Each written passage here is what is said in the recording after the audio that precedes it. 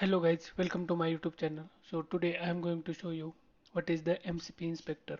So MCP Inspector, let's Google it. MCP Inspector is very good tool for the debugging the MCP servers. So first of all, let's see how the MCP GitHub repository for the MCP Inspector. Now you can see this is the repository where it mentioned that what is the MCP Inspector.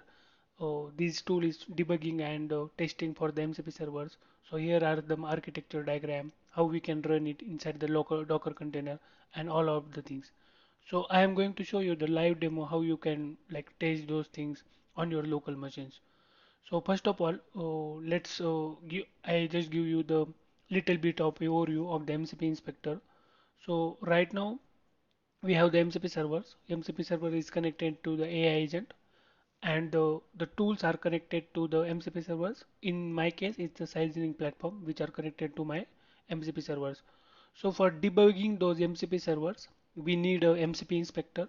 With the help of that, we can test that okay, is my MCP server is live, it is giving me the proper response or not, and many more things we can debug that. We will see in the demo. So now let's run the MCP inspector locally. So first of all, running the MCP inspector, you need npm should be installed in your local machine. So here is the npm things. You can see it's already installed in my machine. So for running it, you just need to use the npx model control protocol slash inspector. So this command which can already which can help you to download the MCP inspector as well and install it and run it. And every time you just need to put this command. So if yeah, I hit the enter, it's already downloaded in my machine, so it directly started me up. So now you can see that my MCP inspector is started. You can see I have the many things here. First of all, transport type.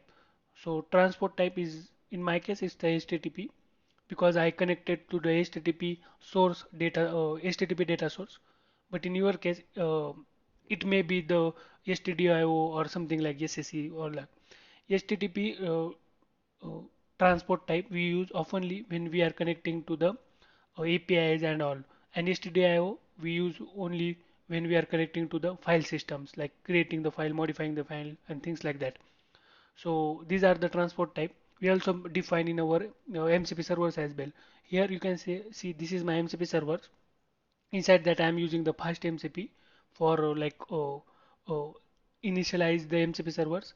Streamline HTTP equal to true, host equal to all the host like whatever the host I have and the port where I want to run that MCP servers. Here you can see I have the many tools added in that MCP servers. So if you are not familiar with the MCP servers and all, you can check out my other videos as well. And also I am uploading the more videos regarding that. So here you can see I use the run command and started these MCP servers. Now my MCP server is already started in this terminal. You can see that it started and giving me the proper response. But how I can check that because I can't able to see if I run this with the localhost right on your browser, I cannot able to see anything. Let me run on the 800 port. So you can see not found that because it's not working with the HTTP protocol. It's a MCP protocol. That's a different protocol which is implemented by the Open AI or somewhere. So its proto MCP is the just like we have the HTTP protocol for getting the API response. MCP protocol is for the calling or establish the connection between LLM and your tools. So it's a beauty of MCP protocol that our LLM will have, we can connect any data source to LLM without any too much setup. So right now you can see that my MCP server is running. So let me run that MCP inspector. MCP inspector is also running. Here you can see I have it's giving me the session token. So let me copy the session token because I need it in our terminal when we are connecting that MCP server. So here is you can see MCP inspector is running. I select here the streamline. Here I can use the localhost with my port number slash MCP is the default path of this MCP server. In your case also you should use this slash MCP because other than that if you connect with this only it will not able to connect to that specific MCP server. In our configuration you don't need to add anything in the authentication. You can remove that, it's a different one. You don't need to add this one. If it is not there, let me uncheck this. These are the like previous setup that I did. So here you just need to put the you can keep it as it is. You just need to put the session token. So I just put the session token which I got from the terminal, and I just hit on click on connect.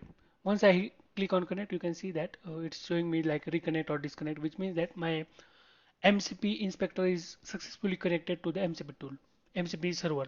So right now you can see that I can list all the tools which are present in my MCP servers. You can see I have the add, subtract, multiply, divide, get date time, fetch URL, convert units, and hello world. These are all the tools present in my MCP server. So let me try something like this. Okay, let me add these two and run these things. You can see I got the success response with the result 141. So these things we can test here actually. Actually, we test all the tools present in my MCP servers one by one with no any LLM or anything required for this. So let me like do this test that multiply tool as well. You can see I get the 400 response, which means like the result is 480 into 5. So this is the very great tool for debugging and testing the is my MCP server is running or not, what the tools are present, how we can test individual tools as well. Sometimes tool got the error.